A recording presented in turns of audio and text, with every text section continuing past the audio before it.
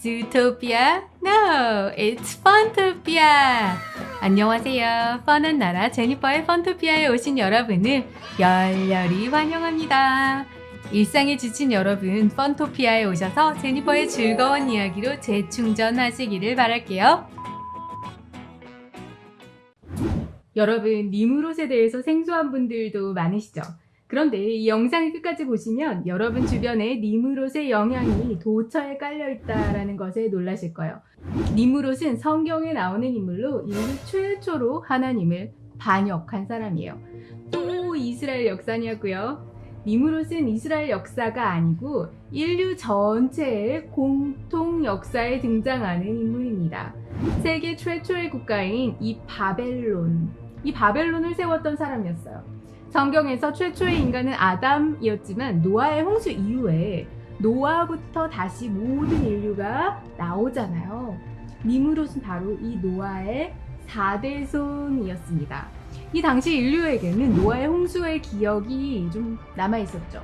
그래서 사람들은 이게 두려워가지고 하나님을 감히 반역하지 못했어요. 그런데 이 니무롯이 이 금기를 깨버리고 하나님을 대놓고 반역하게 된 거예요. 인간들끼리 유토피아를 만들겠다라는 이 인본주의는 니무롯에서부터 출발하는 거죠. 어디 그뿐인가요? 니무롯의 아내 세미라미스로부터 여호와 신앙이 아닌 모든 다른 종교들이 시작되게 된 거예요. 그렇다면 니무롯에서부터 비로소 하나님을 반역하는 정치, 경제, 종교의 모든 기초가 시작되었다고 할 수 있죠. 이 영상을 끝까지 빠짐없이 보시면 성경이 말하는 이 세상 문화의 오리진을 확실히 아실 수 있으실 거예요. 시작에 앞서서 아직까지 펀토피아 구독자가 아닌 분께서는 구독 버튼 꾹 누르셔서 펀토피아로 어서 들어오세요. 좋아요와 알림은 사랑입니다. 뻔한 이야기, 유익한 이야기로 여러분의 피로를 싹 풀어드리겠습니다. 바로 시작할게요. 성경의 니무롯에 대한 기록은 그렇게 많지는 않아요.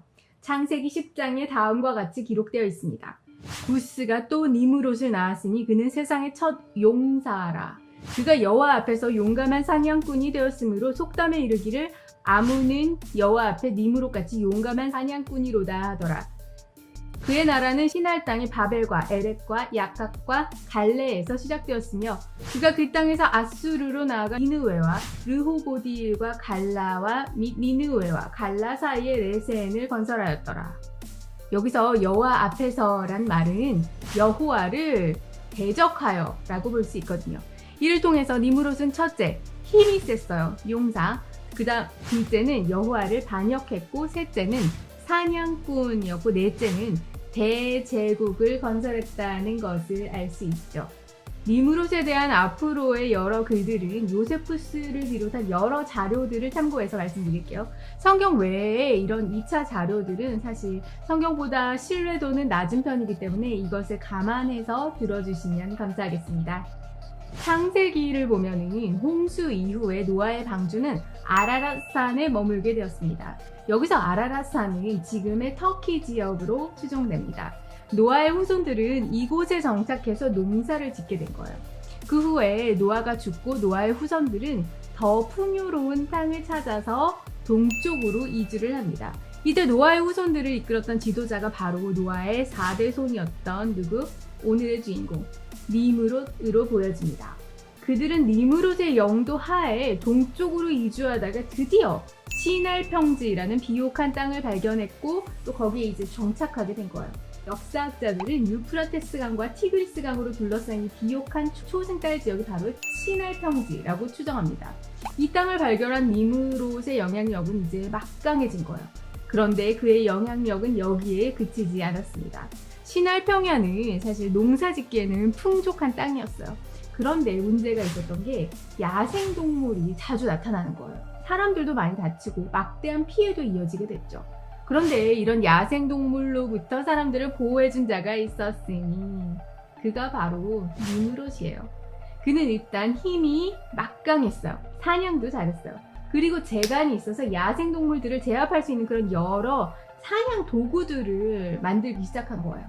그렇게 그에 의해서 야생동물의 피해가 현저히 줄어들자 사람들이 이제는 이야, 저 사람 정말 대단하구나. 니므롯 이렇게 그를 추앙하게 된 거예요. 그러자 이때 그의 마음에 교만이 생기기 시작한 것입니다. 자신이 하나님을 대신하고자 한 거예요. 야살의 책을 보면 니므롯은 처음에는 하나님을 충실히 따랐던 사람이었습니다. 하지만 그를 점차 많은 사람들이 추앙하게 되니까 교만하게 된 거죠. 그리고 마침내 하나님을 반역하는 길로 돌아서게 되었습니다. 그는 국가를 건설해서 그들의 왕이 돼서 마음껏 권력을 누리고자 했어요. 그런데 당시 사람들은 뭘 기억하고 있다 그랬어요? 홍수. 그래서 하나님을 반역하기를 두려워한 거예요. 다시 만약에 또 홍수를 주면 어떡해요? 이게 무서운 거잖아요. 그래서 니므롯은 인간들끼리 힘을 합치면 하나님을 이길 수 있어! 이렇게 설득했던 것으로 보여집니다.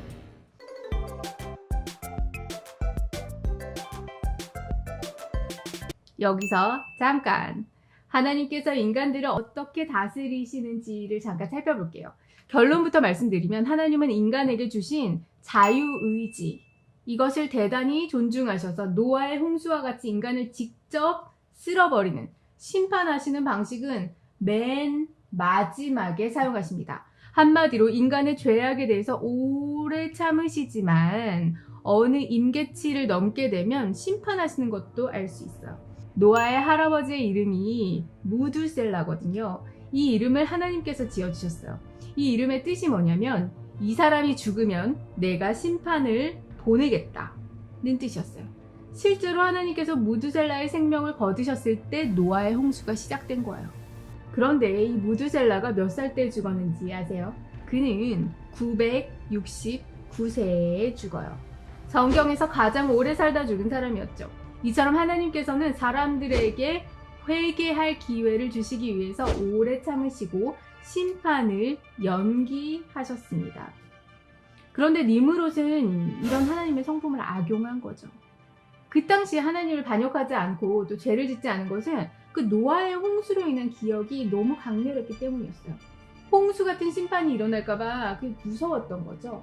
이런 가운데 니므롯이 대놓고 하나님을 반역한 것입니다. 근데 웬걸요? 니므롯이 안 죽는 거예요. 그리고 멀쩡한 거예요.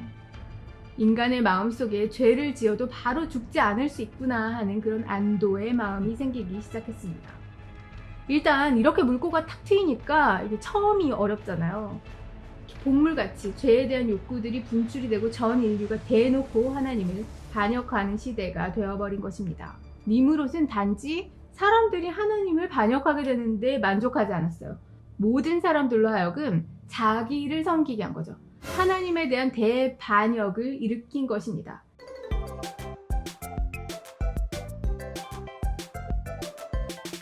창세기 11장에는 하나님에 대한 반역인 바벨탑 사건이 기록되어 있는데 요세푸스는 이 바벨탑을 쌓도록 한 인물이 바로 오늘의 니므롯이었다고 지적합니다. 요세푸스는 다음과 같이 기록해요. 니므롯은 하나님이 다시 세상을 물로 멸망시킬지도 모르니까 물이 닿지 못할 탑을 건설해서 하나님께 복수할 것이라고 선언했다. 바벨탑에는 또한 인류가 흩어지지 않고 한 곳에 모여서 하나님을 대적하겠다는 의미가 포함되어 있습니다. 니므롯은 인류 최초의 적 그리스도였죠. 향후 나폴레옹, 히틀러, 스탈린 같은 적 그리스도들의 모형들이 등장하다가 말세에 적 그리스도가 등장한다고 성경에 예언되어 있습니다. 적 그리스도의 수법은 니므롯을 통해서도 알 수 있습니다. 하나님을 폭군과 같이 매도해버려요. 그 다음에 인류를 하나로 합쳐서 하나님께 저항하자고 하는 거예요. 니므롯은 이것을 위해 단일 종교, 단일 경제, 단일 정치를 추구합니다. 그리고 이것은 향후 적 그리스도가 추구하는 일이 될 것입니다. 일루미나티는 세계 질서와 세계 단일 정부 수립이라는 뚜렷한 목표를 지니고 있는 단체입니다. 니므롯이 추구했던 방향과 일치하는 거죠. 세계 교회 협의회, 즉 WCC라는 단체는 현재 활발히 세계 종교 통합 운동을 벌이고 있습니다. 종교 통합한다는 게 뭔가요? 이것 역시 성경을 따르지 않는 적 그리스도의 길인 것입니다. 하나님께서는 인간의 언어를 혼잡하게 하셔서 바벨탑 건축을 막으셨죠. 사람들 사이에 언어가 통하지 않게 되자 바벨탑을 짓는 것은 자연스레 무산이 되었고 향후 사람들은 언어가 통하는 사람들끼리 무리지어 세상에 흩어지게 되었습니다.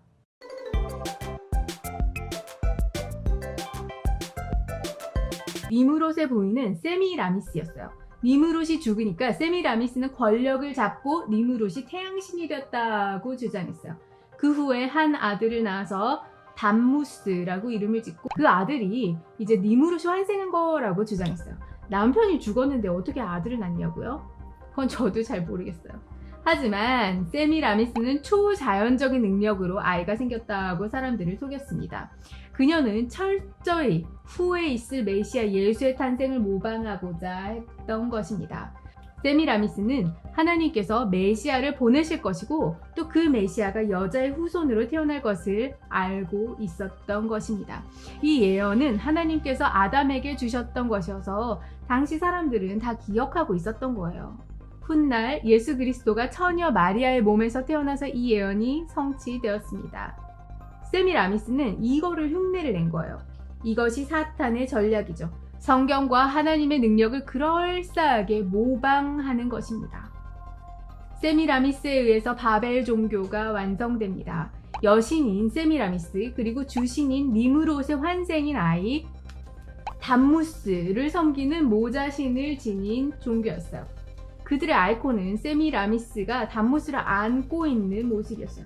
당시 나라는 하나였고 전 인류는 니무롯 그리고 세미라미스의 영향력 하에 있었습니다. 그리고 그 후에 언어 혼잡으로 인해서 인류가 전 세계로 흩어지게 되잖아요. 사람들이 흩어질 때 이 모자신의 아이콘을 가지고 전 세계에 흩어지게 되는 것입니다.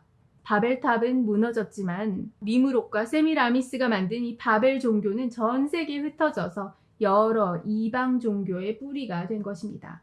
어머니 여신이 수메르 사람에게는 이난나로, 가나안 지역에서는 아스다롯으로, 고대 그리스 사람에게는 아프로디테로, 그 다음에 고대 로마 사람에게는 비너스로 불렸죠.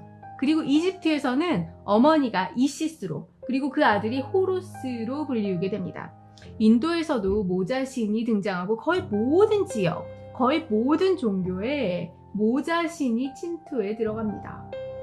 로마의 콘스탄티누스 1세는 313년에 밀라노 칙령으로 기독교를 로마의 정식 종교로 인정합니다. 이렇게 기독교를 국교로 인정한 로마에서는 많은 이교도인들을 신자로 포함시키고 기독교를 세계 종교로 발전시키고자 했습니다. 그런데 많은 이교도들이 어머니 여신 숭배에 대한 집착이 너무 강했던 거예요. 버릴 수가 없는 거예요, 그 어머니를. 이에 당시 로마 카톨릭 지도자들은 어머니 여신을 마리아라고 하는 이름으로 그리고 담무스를 예수로 대체시켜서 경배하도록 허락했던 것입니다. 마리아에 대한 예배는 431년 에페소 회의에서 공식적인 교리로 채택된 것입니다. 여러분, 마돈나를 네이버 사전에서 검색하면 가톨릭 성모 마리아를 달리 부르는 말로 되어 있습니다. 신격화된 니무롯은 바알로 불렸고 그의 부인은 바알의 부인이라는 뜻인 바알티로 불렸어요. 이는 라틴어로 메아 도미나이고 이를 이탈리아어로 표현하면 마돈나인 것입니다. 바벨 종교는 여러 상징들을 낳았어요. 사람들은 니무롯을 태양신 곧 바알로 믿었고 그를 불, 물고기, 나무, 기둥 등 여러 동물 등의 상징으로 표현했습니다. 그리고 금송아지는 바로 태양신의 아들인 담무스의 상징이었죠.